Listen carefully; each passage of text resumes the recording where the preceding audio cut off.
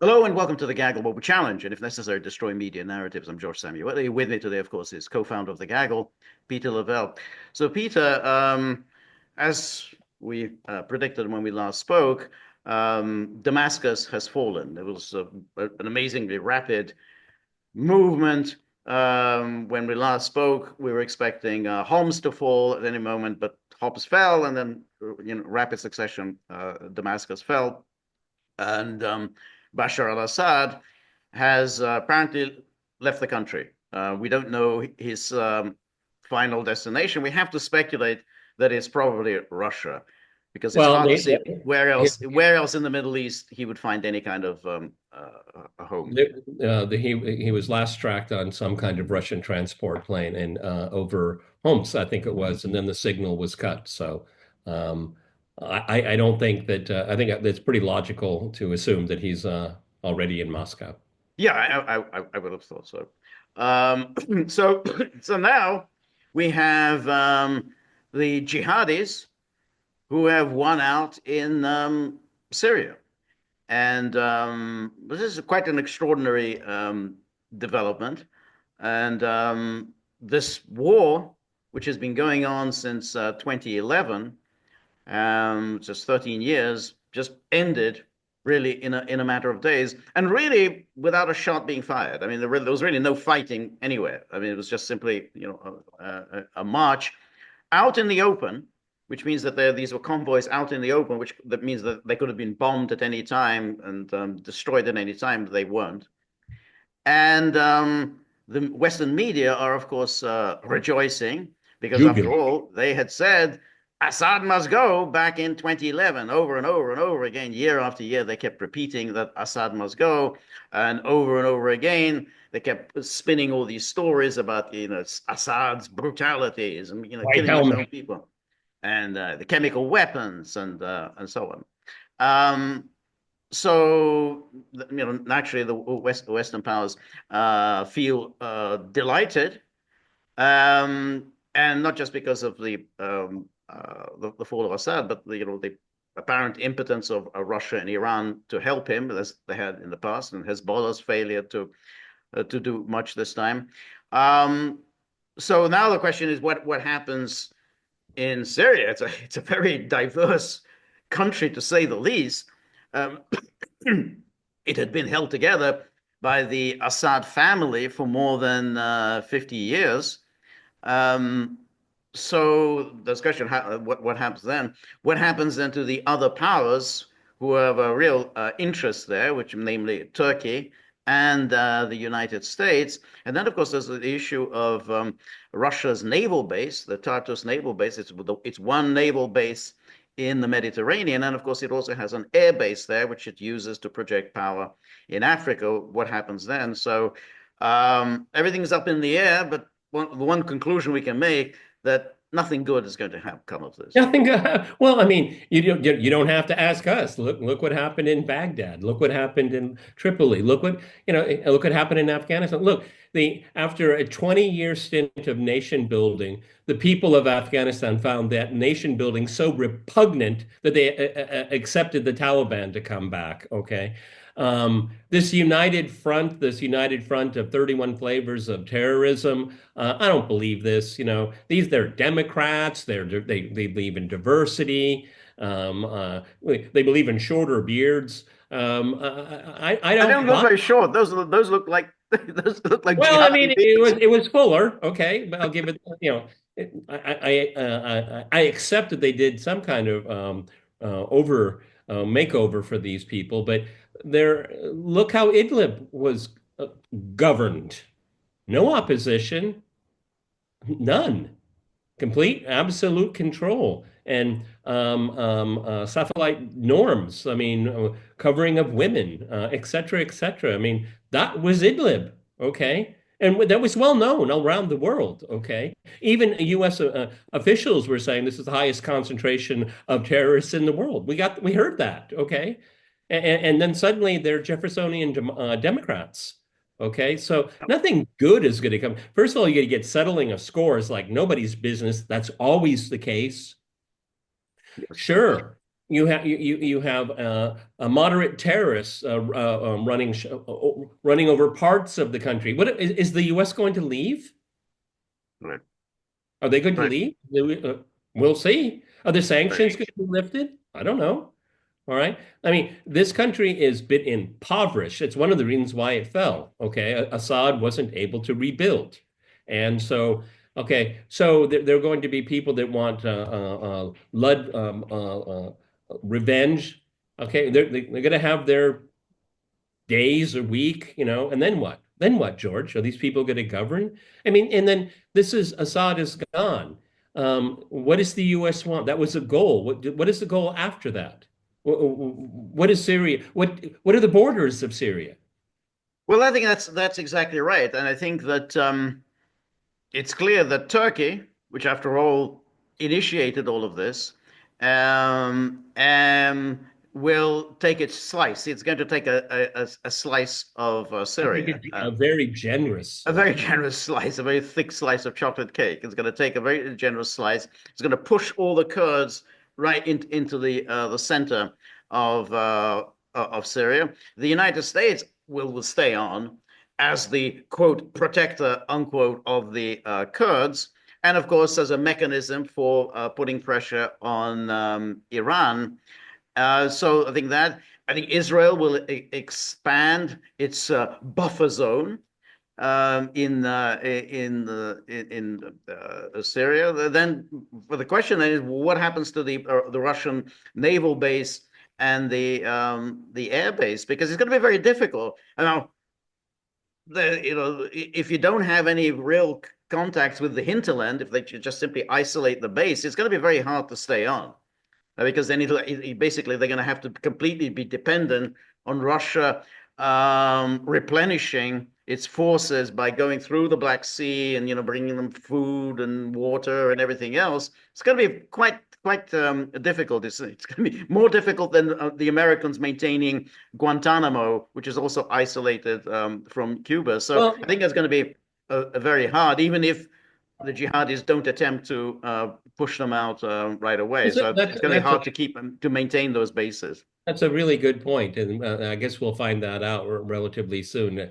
They'll just let the Russians leave; they won't push them out. Okay, Right. and unless Turkey wanted to be some kind of guarantor, but I guess no one is going to trust the Turks here. No. We don't know. We don't know what to extent what their ambitions are in Syria, and they're obviously in collusion with the Israelis on this. So. Yes. That's a combination there. The fallout for him in the Arab Muslim world is going to be very interesting to see because all of the reporting now is, the pillage of the presidential palace and, the uniforms left on the ground and all. Okay, that's broadcast TV. That's what people want to see, especially people like Al Jazeera that are really excited about it. The revolution has succeeded. They're using that kind of rhetoric. But there's so many unknowns here. I mean, who in the world would want to govern over such a diverse group of people? George said in the very beginning, and it's very important, and I'm not trying to praise a leader, I will critique. I mean, Saddam kept a very diverse group of people together through brute force. Assad, but Saddam also. I mean, Saddam. Saddam did that And as well. Saddam, and that's my point. And Gaddafi did the same thing. Right. Brutal, hard-fisted, okay? But these places stayed together. They're not going to stay together. Syria certainly is going to fall apart. What about Syria's? Yeah, I mean, it will be a place. I don't know how long it'll take, George, for us to say the place that used to be called Syria. It is no more. I mean, look in the case of Libya, there still isn't a unitary government. That was now 13 years ago, and there's still no single government. So yeah, Gaddafi managed to keep that place together. He ran it for 42 years, but he kept it together. I mean, he kept a viable state together. And basically prosperous too, right? In like big numbers like GDP and stuff like that. Right. No, that's right. But the fate of Bashar al-Assad is not dissimilar to that of Gaddafi. He made nice with the West. I mean, that's all forgotten, that both Gaddafi and Assad made nice with the West. Remember, he withdrew from Lebanon under Western pressure. They kept pushing and pushing and pushing. Oh, and then finally he withdrew from Lebanon, which they had been there since 1976 and had been a positive force in Lebanon in trying to keep that country together. Because again, like Lebanon is just so many different factions, and particularly when the PLO moved in, and that created all sorts of tension with everyone else in Lebanon, and so Syria was actually kept the place together. He withdrew from in Lebanon. He also cooperated with the Americans during the global war on terror. Remember those, They had a lot of all black those sites there. black Black sites, sites. exactly the black site, all this extreme rendition places. The American CIA carried out torture. Um, and then, of course, he was also cooperative in the invasion of Iraq. And then the Americans did the usual thing, which is they pressed him to release from prison the various jihadis, and he released them from prison. And lo and behold, of course, those jihadis that he released from prison immediately turned on him, which, of course, was the whole point of doing that. Just like with Gaddafi, they pressed him, well, give up all your nuclear programs and everything else, and then we're going to embrace you. We're going to invest in your country. You're going to be one of us. And yeah, that's so. It's very much the same pattern. You go down this path of cultivating the Americans, and this is what they do to you. But the problem, I think, arose the war. The war was not conclusive. That ultimately, it was a kind of a Potemkin village government. He wasn't really in charge of Syria. I mean, there's so many different players who just continued to occupy Syria. And why And should it change, George? yeah, Why should it change? I don't think it will. I don't think it will either. Okay. Once you have something, you're going to keep it. The Americans are Right, not going to give up. right, Okay. And right. and plus this regime, forced regime change, they're the supplicant. We helped you do this. Yep, Okay. But we keep this part. Okay. right, We have, you have your part of Syria. Okay. And it will become a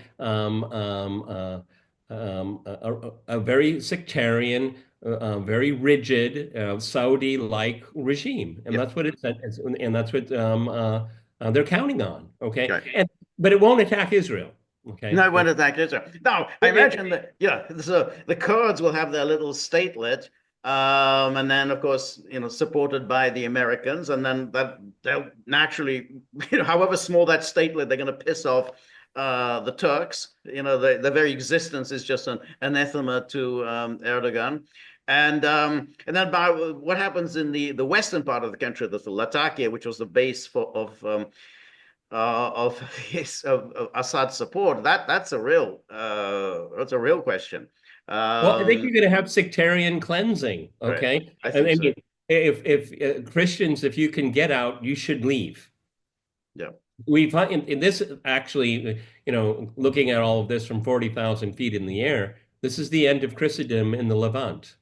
right. After 2,000 years, Yes, that it be yes, gone. yes. They That's have that's no it. That's right. protection. They have no protection. And No, then, since we're talking about changing of borders, Lebanon's borders are going to change too. right, I mean, it is not inconceivable that once power is consolidated, they can head right back into Syria, and the truce, the so-called truce or ceasefire, will come to right. an end. And then the Israelis will have people to do their dirty work for them. They don't have to go physically do it. They're going to have their a terrorist army do the work for them. Right. Um, so we have to look at it and say the Astana process was a gigantic fraud, and always seemed to me to be a fraud, because however much I read about it, I could never actually understand it. I just didn't know what the Well, hell is this about. yeah, Uh, I agree with you because even today, because I knew we were going to talk about this. Putin was putting on pressure. Erdogan was putting on, but Assad kept saying no. And I just wish can you give me the footnote? What is he saying no to right, exactly? Because right, I didn't really follow the argument. Maybe it was just the reader, it was assumed that the reader understood that. But I mean, how much more sovereignty were you asking Assad to give up? right, exactly, exactly. Yeah, that's right. And of course, Assad really didn't.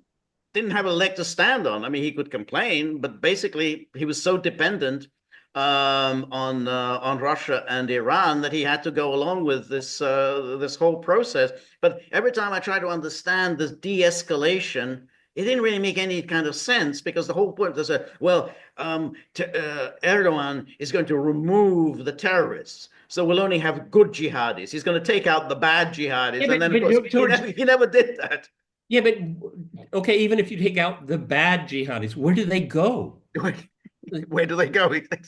And that was something that, it was in discussions with people in 2016 and afterward, just saying, okay, because there were again these armchair intellectuals, they're getting the pocket will get smaller and smaller and smaller, and then they'll push them out. But I kept saying, but where? Right. There's only one place they can go. There, you want to throw them into the sea, or they go to Turkey. And Erdogan didn't want that.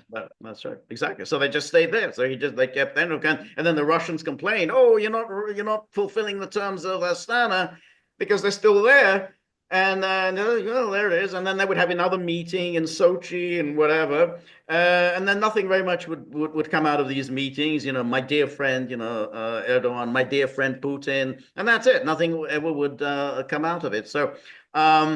But when you basically have this pocket of Islamists, then you're playing with fire. I mean, it's just going to be a matter of time before they will launch another offensive. And there were opportunities. One has to say there were opportunities 2018, 2019, when, I think Russia and Syria together could have bitten the bullet and just destroyed these jihadis. I mean, Erdogan would have been very angry.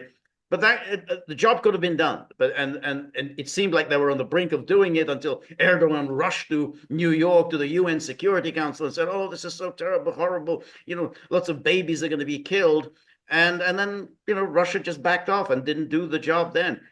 Should have been done then. Yeah, well, a lot of babies are going to die now. Yeah. No, I think that's the most salient point of this whole conversation. I think George alone is the one alone it has said this, is that don't leave unfinished business unfinished. No. And that is an important cue for Ukraine. And the Russians exactly learn that lesson. Exactly. No, don't leave any unfinished business. Okay, so it'll come back and bite you. Oh, absolutely. Always that. So I want to just have a look at some of the responses to what happened. Here we have, first of all, this is kind of interesting. I mean, Trump has this very odd way of speaking. Like he kind of, he reveals what's in his mind, but again, I mean, because George has advanced degrees in Trump speak. I hope he'll be able to explain it, because I've seen this. I can't explain it. I'm not really sure what's going on here. No. Maybe you do. I can't say it, because he says, because it's like he's got so many different thoughts. You don't really know which of these thoughts is really the most important. He says opposition fighters. This is the first one that he did. I think it was 2 days ago. Opposition fighters in Syria no, I think it was yesterday. That was on Saturday when he was in Paris. In an unprecedented move, have totally taken over numerous cities in a highly coordinated offensive, and are now on the outskirts of Damascus, obviously preparing to make a very big move toward taking out Assad. Okay, so that's nothing that baffling about that. Russia, because they are so tied up in Ukraine and with a loss there of 600,000 soldiers, seems incapable of stopping this literal march through Syria, a country they have protected for years. And then he goes into segues into something that I'm baffled by. This is where former President Obama refused to honor his commitment of protecting the red line in the sand, and all hell break out. What has that got to do with anything? I mean, that red line was about the supposed use of chemical weapons, which of course was the signal for the jihadis to stage their own chemical weapons attacks in order to trigger an American intervention. And that was Obama's red line in the sand. And he was going to go through with it until basically his own intelligence said, I don't think Assad did it. And then the British Parliament said, no, we're not going to have anything to do with this. And then Obama backed away. But this has nothing to do with anything. So he just brings this up, I think, just to take a swipe at Obama, and then says with Russia stepping in. But now they are, like possibly Assad himself, being forced out, and it may actually be the best thing that can happen to them. So again, now it's very strange. It's like he's Russia's friend. Hey, this could be a great thing for you. It's the best thing that could happen to you. There was never much of a benefit in Syria for Russia, other than to make Obama look really stupid. I'm not following, Jordan. No, I'm not either. What I mean, what? How does he make it look? Because Russia did it. Russia just got itself involved, and that makes Obama look stupid. Um, in any event, In any Syria, event, that I do understand. It's like now I'm trying to get out of this argument. in any event, Syria is a mess, but is not our friend. And the United States, puts this in all caps, and the United States should have nothing to do with it.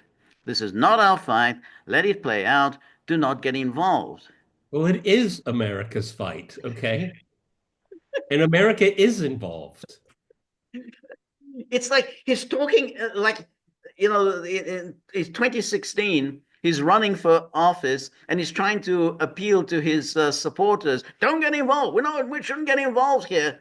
But America is involved, and you, President Trump, got more involved than Barack Obama did because you bombed Yeah. Syria twice. And you could have withdrawn American forces, and you didn't. I think Sebastian Gorka wrote this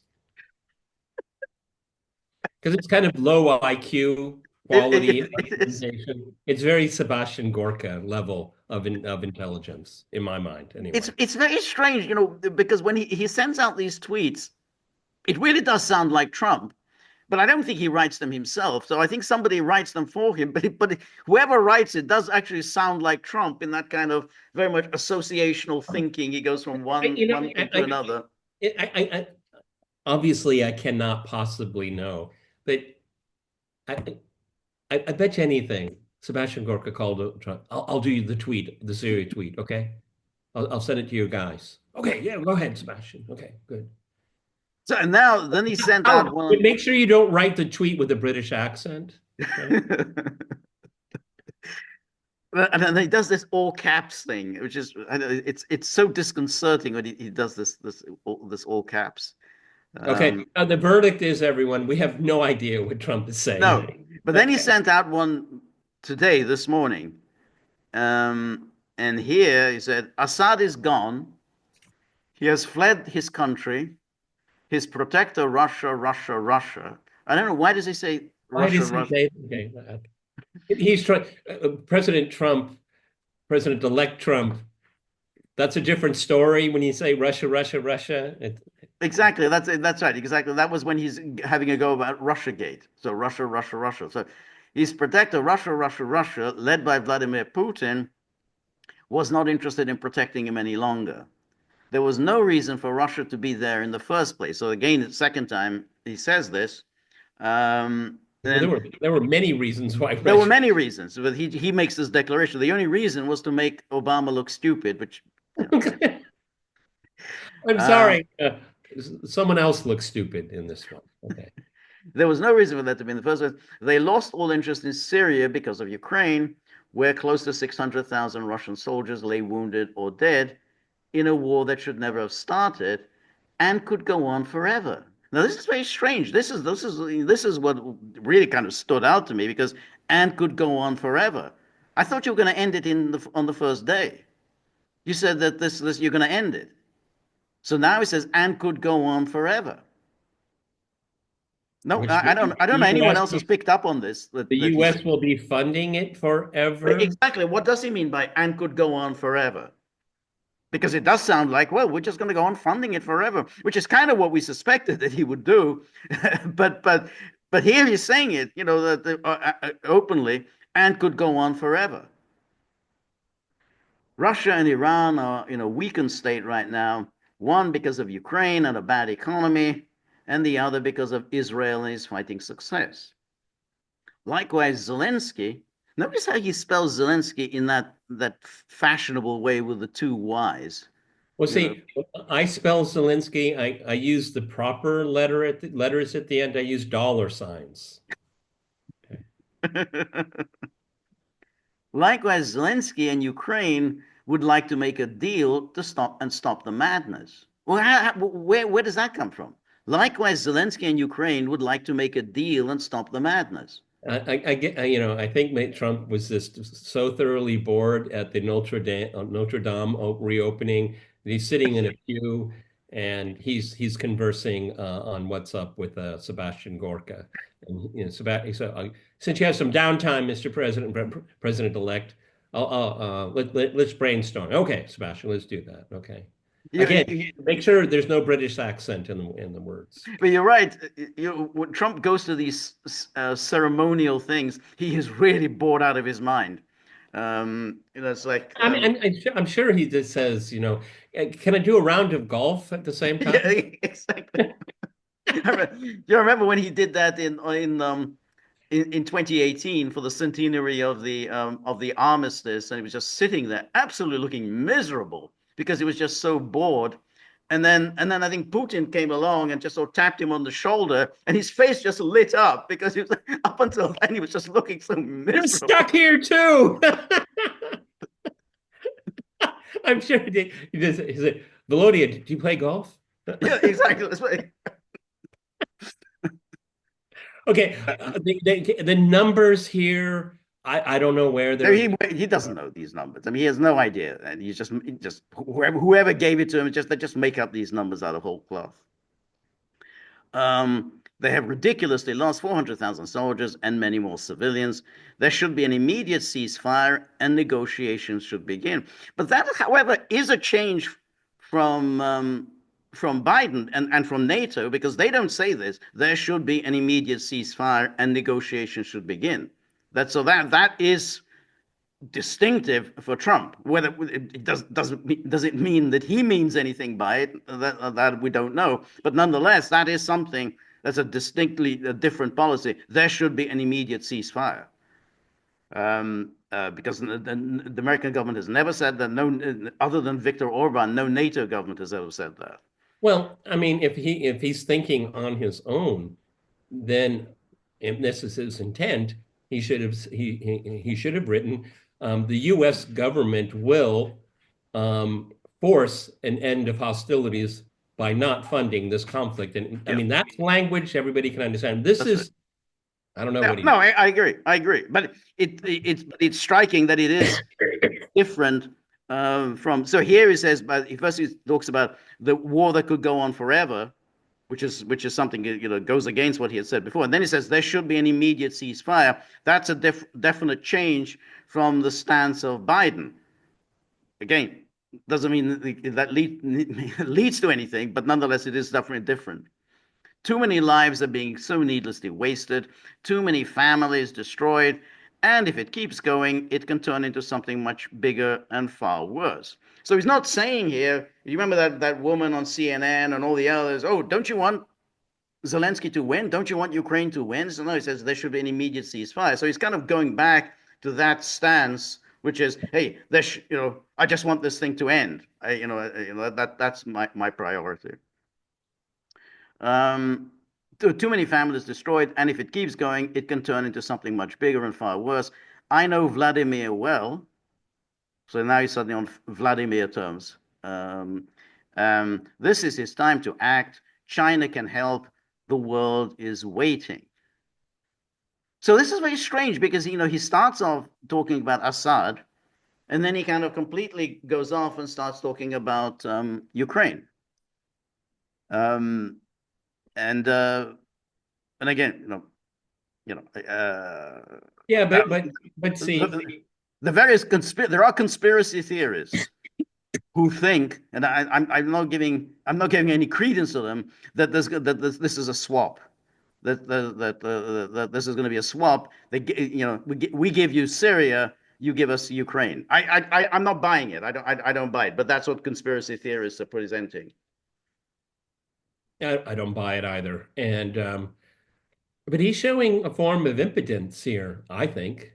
Hmm. Also, Right. I mean, Trump's going to come in and stomp his foot and tell everybody to stop fighting. The problem is, and this is the people around him don't refuse to understand it. Ukraine is not the problem. It is the U.S.-Russia relationship, the Right. NATO-Russia relationship. That's why there's a problem in Ukraine. That Right. has to be resolved. Technically speaking, Russia and the United States are in a state of war. Right. Right. Russia is being attacked by the United States. And Donald Trump, you're right, something much bigger and far worse can happen.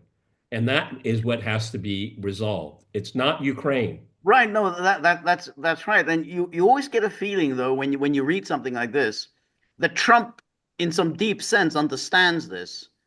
But as you said, he's kind of impotent because he's surrounded himself with people who are not going to do anything about it. So that's why, and this is classic Trump, and we saw this during his first term. He kind of tweets things out, but doesn't really do anything about them. It's within his power to do something, but instead he kind of sends out these tweets. Well, and also, I don't want to read too much into this, but maybe that's why he wrote Russia, Russia, Russia, because he's signaling. Maybe this is his subconscious or something. That's what has been paralyzed him during his first administration. And Russia, Russia, Russia, which is Russiagate, will paralyze him again. Right. Okay. That's why, and he's painfully aware of that, and bitter, I'm sure. And I had hoped that I hope Kash Patel can help him out there. Okay, but Right. he's actually kind of telegraphing the confines in which he can Right. work. Though Right. it's even for by Trump standards, this is really convoluted. No, it's convoluted. Exactly. He starts up with Assad, but really he doesn't seem very interested in No, Syria, and that's why he immediately segues into Russia. And then there should be an immediate ceasefire, and negotiations should begin, which is not the position of Keith Kellogg. That's not what he has said. Not the position of anyone around him. Um, and then he gives this rather friendly, saying, "I know Vladimir well," as if somehow, well, I like him. We have good relations. We can work something out. Which again is very unusual for for anyone in the higher echelons of power in the United States. But again, but it does, yeah, then you have to do it. You are the president. It's not Mike Waltz. It's not Keith Kellogg. It's certainly not Sebastian Gorka. It's up to you. You can bring this to an end. You're the president. and Yeah, he's got everything back to front. Um, Negotiations could start without a ceasefire. right, Okay. And as a matter of fact, that's usually the case. I mean, almost always the case, right, right, because the negotiations will impact how the battlefield is right, constructed and observed and right, understood. right, Okay.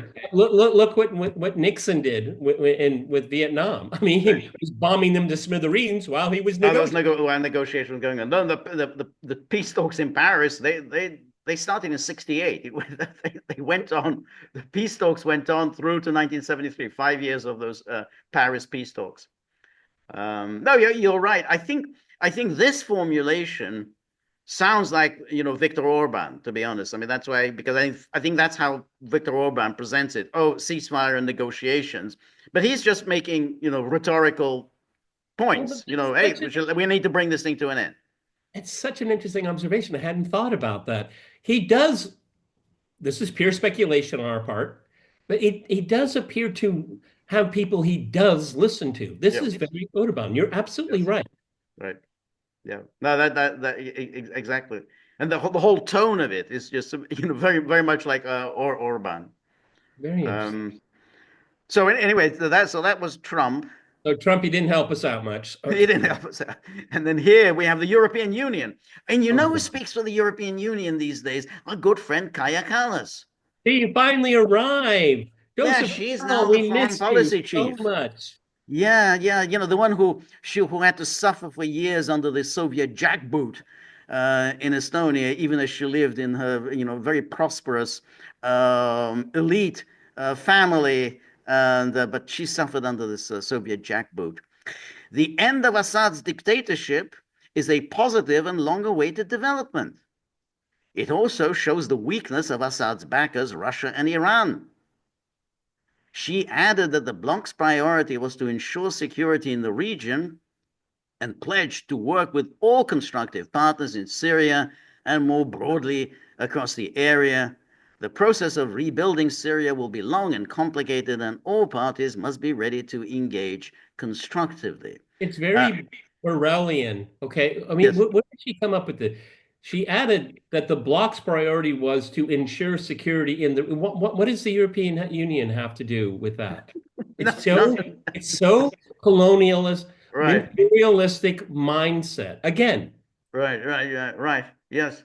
Um, and what exactly? Now, the European Union has contributed to the destruction of Syria by imposing these sanctions. The sanctions went on for years and years and years, trying to beat the Syrian people by going against the government.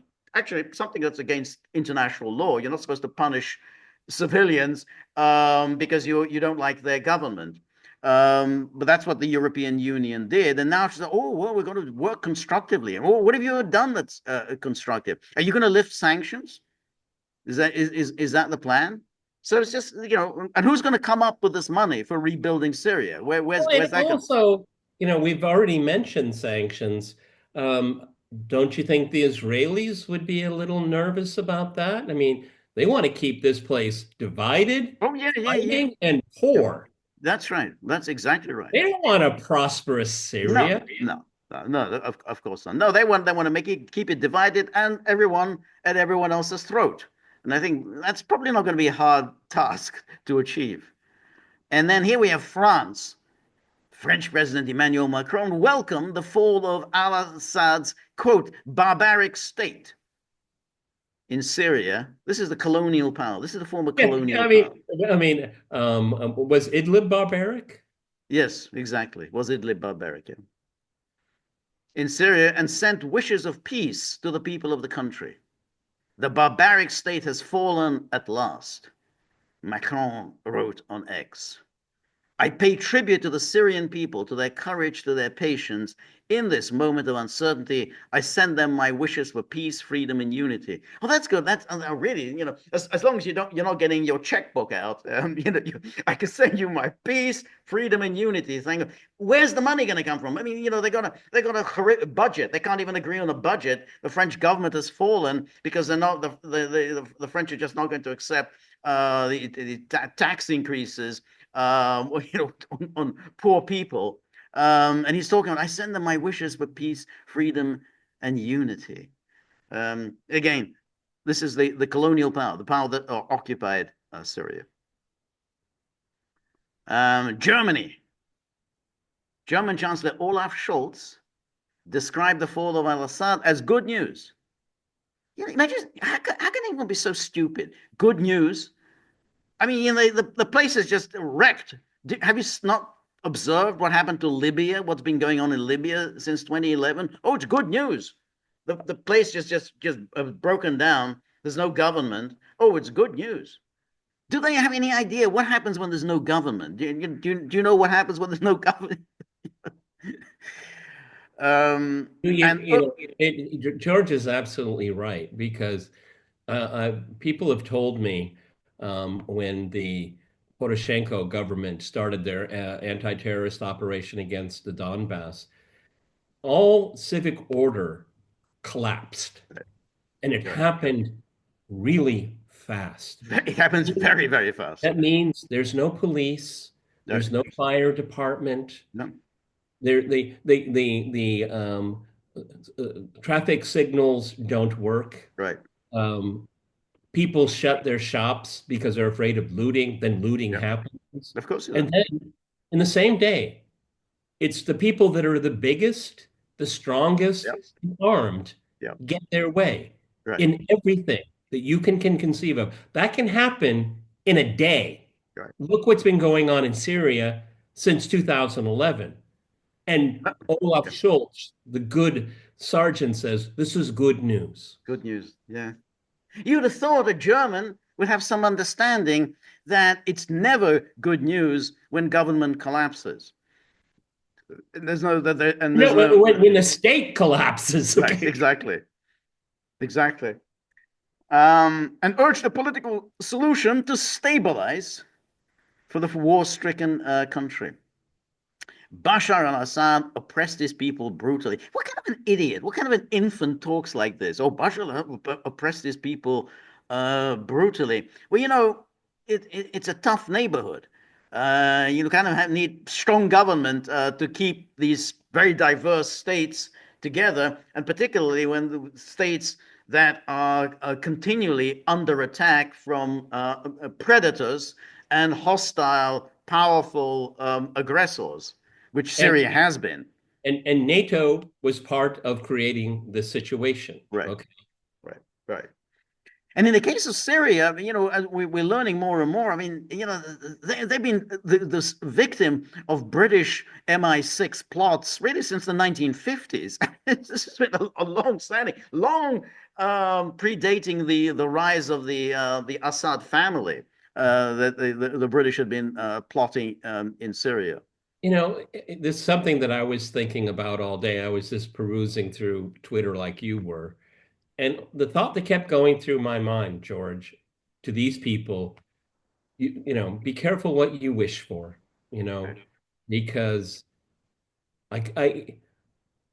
Syria has been a embattled country for a very long time. I'm not singing the praises of Assad. I never have, okay? But you're trading Assad for a black flag. Yeah. What can go wrong? Yes. Right. And there's no question. I mean, if you have a government that actually protects minorities, as opposed to a movement that threatens to extinguish minorities, I mean, you go with the government that protects minorities, however oppressive, whatever that means, that government may be. Um, so it's just such a bizarre way of for a German to talk.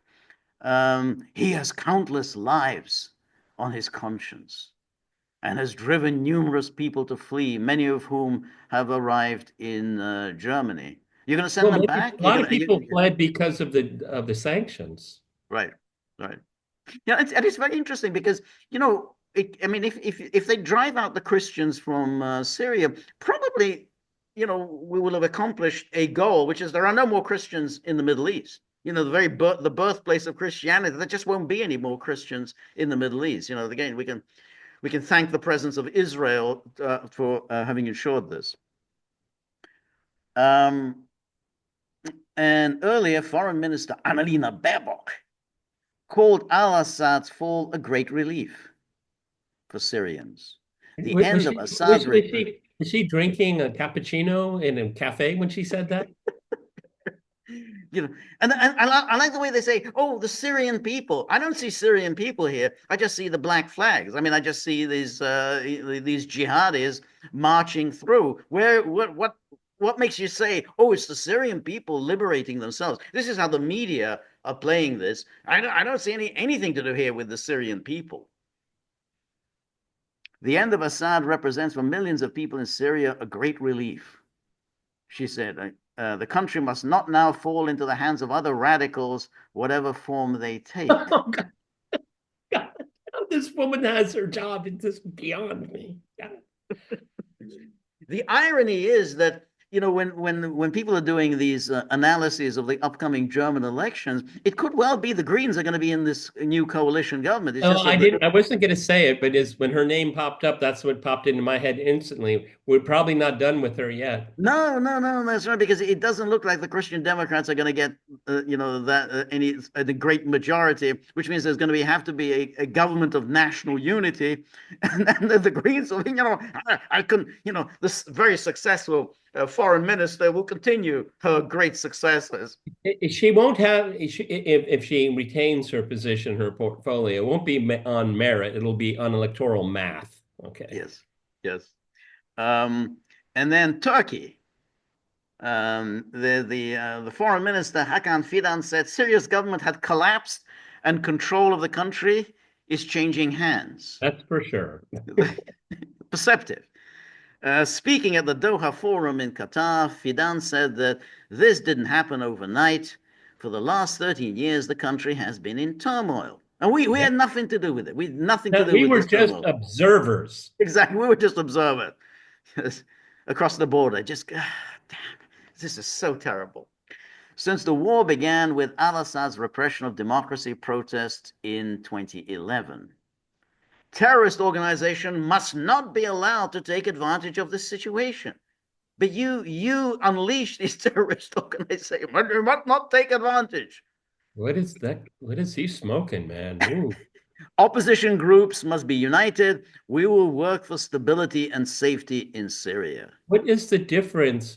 And again, this is the Western media meme right now. There is no difference between opposition groups and terrorist organizations. No, Okay. of course not, there isn't. And the whole idea that they're presenting, oh, the people have risen, there's no evidence, no evidence at all that people have had anything to do with this. Yes, The army just melted away, but that doesn't, the it, people had anything to do with this. it's so very telling. If you watch Al Jazeera, they have all of these Syrian NGO people that live in Rome and Brussels and London and New York. None of them have been actually in Syria for the longest time, and it's either will the people have spoken. We'll have a transition to and of course it's their payday. Okay, Yes, because yes, they're going to be yes. they're going to be bankrolled by someone Yep, and that's right. we'll and they did this with Iraq, they did this with Afghanistan, they did this all over the place. This is just another theater of operation. Yeah, no, that's yeah. You're absolutely right. I watch a bit of CNN. It's very hard to take CNN, but it's also people that are interviewing people. Not one of them is actually living in Syria. I mean, they're all over, yeah, Rome, nice scenic background, and London, So yeah, and they're all pontificating about, oh, this is fantastic, or wonderful, how great there, but. You're not actually going to go there and live there with this wonderful lack of government. The new Syria should not pose a threat to neighbors. It should eliminate threats. Notice already you can say it's a Coming threat from to Turkey, coming from Turkey. Turkey. This conflict between Turkey and Syria was always so ridiculously mismatched. I mean, Turkey, what about? It's probably about 6, 7 times the size of Syria. Yeah, we feel threatened by Syria. oh, they're talking about the Kurds, not about Yeah, Syria. of course they are. Yeah. This is the Russian Foreign Ministry. We are following the dramatic events in Syria with extreme concern as a result of negotiations between Assad and a number of participants in the armed conflict in the Syrian Arab Republic. He decided to leave the presidential post and left the country, giving instructions to transfer power peacefully. Russia did not participate in these negotiations. At the same time, we appeal to all parties involved with a strong call to renounce the use of violence and resolve all governance issues by political means. In this regard, the Russian Federation is in contact with all groups of the Syrian opposition. That I think that baffles me. I don't know how do they get to be in touch with all groups of the Syrian opposition. You're in touch with HTS? I wouldn't have thought so. We call for respect for the opinions of all ethno-confessional forces of Syrian society and support efforts to establish an inclusive political process based on the unanimously adopted UN Security Council Resolution 2254. That's the mantra. Oh, Resolution 2254. No one's going to do anything about that. We expect that these approaches will be taken into account by the UN and all interested players, including in the context of the implementation of the initiative of the UN Secretary General's Special Representative for Syria, Georg Peterson, to urgently organize inter-Syrian inclusive negotiations in Geneva. And then at the same time, all necessary measures are being taken to ensure the safety of our citizens in Syria. Russian military bases in Syria are on high alert. There is currently no serious threat to their security. Okay, well, we'll see how long that takes. I mean, so far the Russian embassy has not come under attack At least last time I checked the Yeah, but news, the Iranian embassy has come under attack, though. from the video footage that I've seen over the last 10 days, the pickup trucks, the small number of tanks, the usual garb that you see these people wearing. George, I just have a simple question. Do you think any of these people are thinking about United Nations Security Council Resolution No, 20? I don't think so. I don't think Yeah, so. I don't see it. And then here, though, so that's the response. Now, we have to say that this is a victory for obviously for Turkey. I think Israel will take its winnings, and the United States will take its winnings. And for Israel, this is absolutely a green light for grab for yourself everything that's going. I mean, obviously in Syria they're going to take some additional territories, the buffer zone, and the West Bank. I mean, that's the big enchilada to annex the if not the whole of the West Bank, at least the major settlements. I mean, I would have thought Well, I that's going to happen pretty also soon. everything is on the table now, George.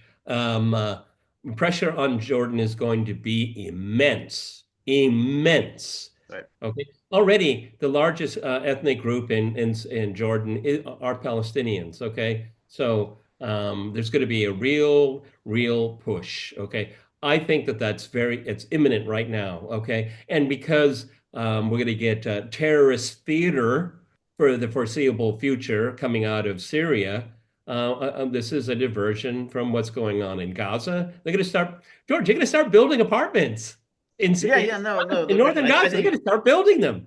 it's Okay. yeah, no, absolutely. For the Palestinians, I think this is catastrophic because Syria, Yeah. it was still at least the leader of the opposition. At least it was it was a supporter of the Palestinians.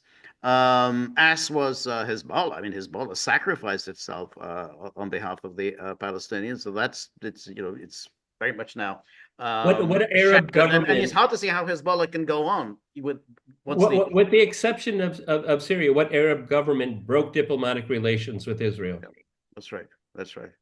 And of course, these people have already made clear that they're going to be friendly with Israel. They no, Yeah, they I mean, said I came across it. They want to open up an embassy in Amman. They want to open an embassy in Ankara yeah, and Israel. exactly, exactly. They said, no, we only have one enemy, Bashar al-Assad. Israel is not our enemy. So they've already said that. And as we were talking when we were talking with Kevork Almasian the other day, I mean, the figures for how much trade Turkey has been doing with Israel during this time, since October the 7th, all the oil that's coming into Israel. It's all through Turkey. It's so that's Turkey. That's what does our Erdogan really care about? Well, it's certainly not the Palestinians, despite all his empty blather about how Israel. Well, this is it. This is it. We're going to deal with Israel. It's really interesting because I think you and I have commented on it recently. Erdogan does not look well. Okay. It doesn't look well. No, I It agree. doesn't look It well at doesn't look all. well. Okay. And the reason why I'm bringing that up is that when you realize that your journey in this life is nearing an end, what do you think about somebody that is egotistical, egomaniac, like Erdogan, which he is? He's thinking about legacy, and he is thinking the Ottoman Empire, neo Ottoman Empire. Mm-hmm. He want Right. because it's not hard to find a Turkish intellectual saying that Turkey was denied its place in the sun, as it were, Right. when the First World War came to an end. Okay, they still covet these Yes. places. Okay, Yes. very, particularly the Levant. Okay, and Yes. also for very strong religious reasons. Erdogan has always touted that it would be Turkey's position to protect the holy sites in the Middle East. Okay. Yes. And, you know, because most Westerners have a very simplistic view of the history of Christianity, Syria is the center of Christianity, everybody. That's where it was born. Yes. Okay. Yeah. Where was Paul going Well, Going to Damascus. Why do you think we have that term? Okay. exactly. Um, no, I think so, and I think he also has these ambitions. You got all these Turkic people in Central Asia, and he kind of wants to unite all the Turkic people. So that's yeah, that's he has these huge geopolitical ambitions, and this is a big shot in the arm for him. And as we were talking earlier, we were discussing that meeting in March 2020 in the Kremlin after there was an attack by the Syrians and the Russians on Turkish soldiers, and some 30 Turkish soldiers had been killed. And Erdogan was very upset. He came to the Kremlin, and there, there were all these decorations of, history of Russian wars against the Ottomans. That was just laid on for Erdogan, and I'm sure or Erdogan has been smarting about that ever since. And now you feel, hey, I got my own back. Yeah, another takeaway from all of this. I mean, we're hours away from this huge eruption, but NATO scored a point on the board. Yeah, It did. yeah, It yeah, did. Okay. yeah, And all of the protests that we would get from the Turkish political elite about American arrogance and been pushing them around. The Turkey has proven to be a really loyal foot soldier. yeah. You know, No, exactly, exactly. There's a lot of theater. Erdogan does the theater. Oh, like the Americans and Israelis. And he's part of that team. Absolutely part of the team. He's part of NATO. And it's a strategic location. He still has that control of the Bosphorus Straits, the Dardanelles. It shouldn't have been. It should have been taken away from Turkey at the end of World War II, as Stalin had suggested, but he wasn't taken up at the time. But that gives him a real leverage on everything. So yeah, that's essentially the Dardanelles is under the control of NATO, and that's not a good I guess situation. just to kind of wrap this up, I don't want to call it a prediction because people that make predictions are often very wrong, particularly over the last couple of years. You know what I mean? I don't think Russia's military presence in Syria is sustainable. I don't. I don't think so either. I don't see how it can be sustainable. And once if they I cut mean, off, there could be a guarantor, and that would be Turkey, but that would be, no, I don't think so. can't It's see not how that would sustainable. work. I mean, they would just have to keep replenishing it. They'll be cut off from the Syrian hinterland. They will have to keep replenishing it with ships going across the Dardanelles on the Black Sea. It's just be too cumbersome. It's just not, it's not a sustainable position, and that's a real blow because that's Russia's warm water port. It's one warm water port, and losing that, and then losing its air base, which it uses to project power in Africa. I mean that's also a serious blow. So I don't see how it can be sustained. Hopefully, we'll get some more information of what was going on in the Kremlin and in Damascus and in Istanbul about all the backdoor stuff that was going on. I'd be very curious. What was the deal that Assad wouldn't accept? They just keep saying he I didn't know, I accept. know. They keep saying that. I'm still not sure what that deal I'm not really was. sure what the deal was. Right, Okay. exactly. I agree. Absolutely. Yeah. Yeah. Because you hear about this, the migrants, but that's not clear. I mean, how is he supposed to take care of 3.5 million migrants, all of whom, or at least a great majority of whom, hate his guts and want to overthrow him? I mean, of course, he's not going to say yes to anything like that. So, All righty. It's been a roller coaster. Wow. I was reflecting, I'll end on this. I was reflecting with George earlier in the day. It was about this time in 2016, and I was remembering saying on my program, the year of Trump, the year of Brexit, and the year of Aleppo. right. I remember it so clearly. Okay. And And it was a very powerful moment. And then because it was Christmas, and then we saw those pictures coming from Aleppo of these little children, wearing their little Santa suits, and we thought the good guys have won. All the black flag is gone, and the Christians can go back to celebrating Christmas. And so it was such a heartwarming moment. But like as with all things in life, only bad things happen. So uh, All right. anyway, that's my view. That's not your Uh, view. that's the George pessimism that comes out of Exactly. it. We're all used to it, and we respect it and even like it at times. That's all we have to say on this topic for the day. But of course, so much has happened, so much will happen. We're going to keep our eye on it. Okay. I must say, I'm very distraught. I'm very broken up by this. Yeah, Mm, the bad guys won. Yeah, yeah. that's it. The bad guys won, and that happens. All right, this is the Gaggle with Peter and George. We're on Locals, so please go to thegaggle.locals.com. We'll have our live stream tomorrow, and then George has his solo on Tuesday. Tuesday. So yes, 10 a.m. Eastern time. We have our joint live stream. Please come with comments, questions. Lots of very interesting questions. There's lots to discuss. So looking forward to a discussion tomorrow. And then on Tuesday, 3 p.m. Eastern time, I do my solo. In the meantime, we got to think about these dogs because they say you know if we don't get tips into that jar, bad things happen. And so they in a very bad mood. Look at him; he's in a really bad mood. So we've got to calm things down a little bit. So if you have a few bob in your pocket, behind the cushion, wherever, dunk them into the tip jar. They get to keep all of it. No, we don't smell any of it. So remember, if you like the gaggle, please like, share, and subscribe. See you soon. Bye bye.